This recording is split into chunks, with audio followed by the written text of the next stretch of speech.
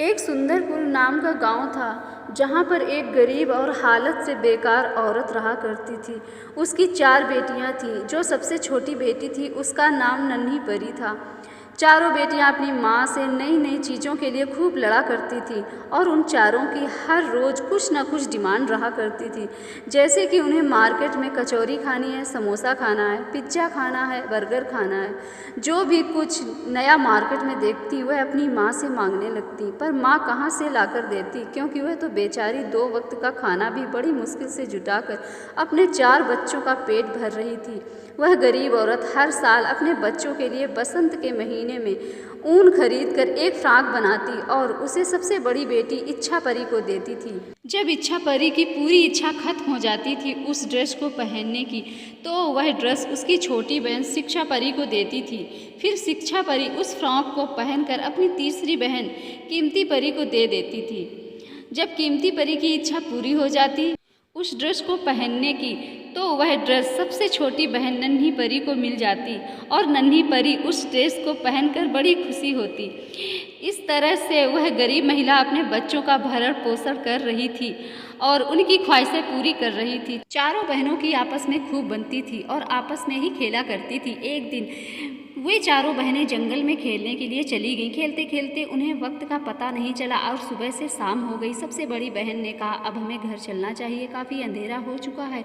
वह चारों बहनें घर की ओर जाने के लिए जंगल से निकली। छोटी बहन नन्ही परी को बाग में फूल दिखाई दिए। वह उन फूलों को तोड़ने के लिए भागी और तीनों बहनें आगे निकल चुकी थी। उन्हें पता ही नहीं चला था कि छोटी बहन फूल तोड़ने के लिए चली गई है। फूल तोड़ते हुए नन्ही परी को काफ़ी वक्त लग गया और वे तीनों घर पहुँच गईं और नन्ही परी जंगल में अकेली रह गई। नन्ही परी को अब डर सता रहा था। उसे घबराहट हो रही थी कि वह अपनी तीनों बहनों को ढूंढ रही थी, पर उसे जंगल से बाहर जाने का रास्ता नहीं दिखाई दे रहा था। नन्ही परी अपनी बहनों को ढूंढने के लिए पूरे जंगल के चक्कर लगा रही थी।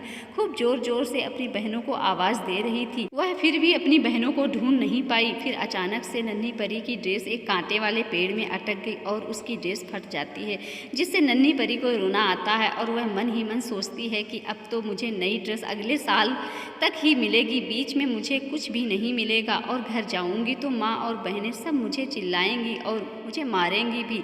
वह खूब जोर जोर से रोना शुरू कर देती है। एक गाय का बछड़ा वहाँ से जा रहा था। उसने देखा कि एक बच्ची खूब जोर जोर से रो रही है।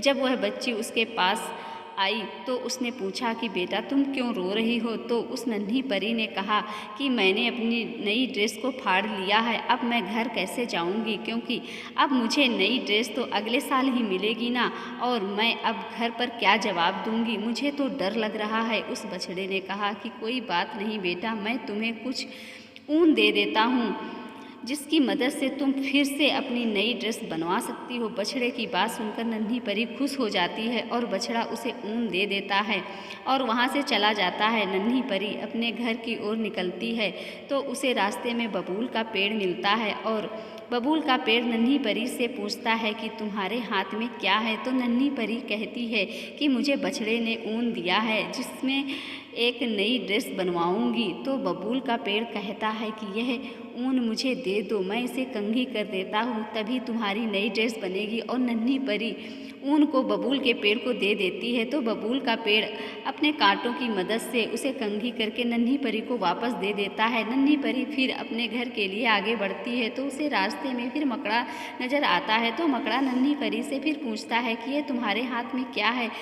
तो वह कहती है कि मुझे बछड़े ने ऊन दिया है उसकी नई ड्रेस बनाने के लिए, तो मैंने बबूल के पेड़ से उसे कंघी करने के लिए दिया, तो बबूल ने पेड़ ने अपने कांटों से उसको कंघी करके मुझे दे दिया। अब मैं घर जा रही हूँ। तो मकड़ा कहता है कि यह ऊन मुझे दे दो, उसे धागा बनाना पड़ेगा, तभी तो तुम्हारा ड्रेस नया बन पाएगा। और नन्ही परी उस ऊन को मकड़े को दे देती है और मकड़ा उसका धागा बनाकर उसे वापस नन्ही परी को देता है। नन्ही परी अपने घर की ओर निकल पड़ती है।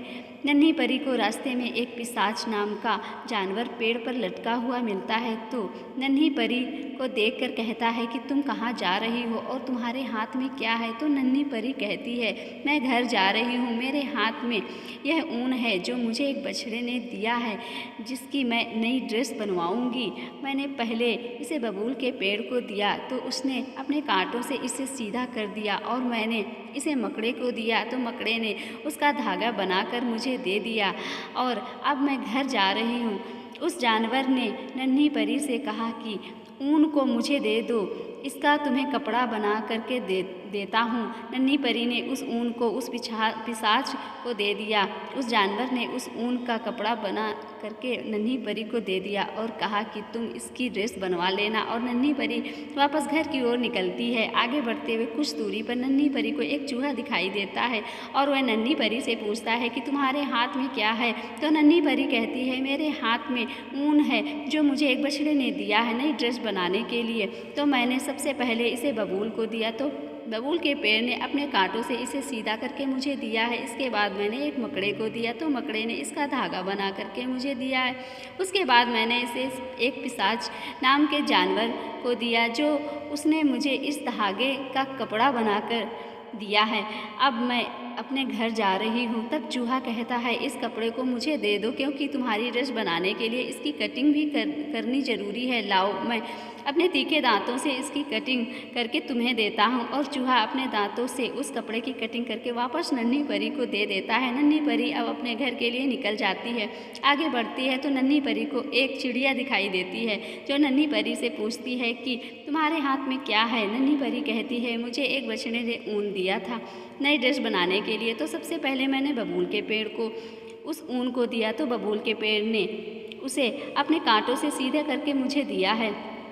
इसके बाद मैंने उस ऊन को मकड़े को दिया तो मकड़े ने उसका धागा बनाकर मुझे दिया है। इसके बाद मैंने एक पिशाच नाम के जानवर को दिया तो उसने मुझे कपड़ा बनाकर दे दिया है। फिर उसके बाद मैंने उस कपड़े को एक चूहे को दिया तो उसने अपने दांतों से कपड़ा काट करके मुझे दिया है। अब मैं घर जा रही हूँ।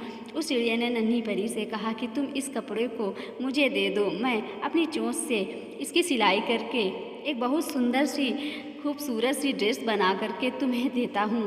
नन्ही परी ने वह कपड़ा उस चिड़िया को दे दिया। कुछ देर बाद उस चिड़िया ने अपनी चोंच के सहारे से उस कपड़े को एक बहुत सुंदर सा ड्रेस बना करके नन्ही परी को दिया। नन्ही परी उस ड्रेस को देखकर बहुत खुश हुई और उसने उस ड्रेस को पहना और फिर गुनगुनाते हुए हंसती खेलती हुई चुपचाप अपने घर की ओर चली। जब वह घर पहुंची तो उसे देखकर सब बहुत खुश हुए। उसकी माँ ने उसे डांट तो लगाई पर उसे सीने से भी लगाया और उसकी ड्रेस को देखकर सब बहुत खुश हुए। अगर ये नन्ही परी की छोटी सी कहानी आप लोगों को अच्छी लगी हो तो इसे लाइक कीजिए, शेयर कीजिए और मेरे चैनल को सब्सक्राइब कीजिए। धन्यवाद।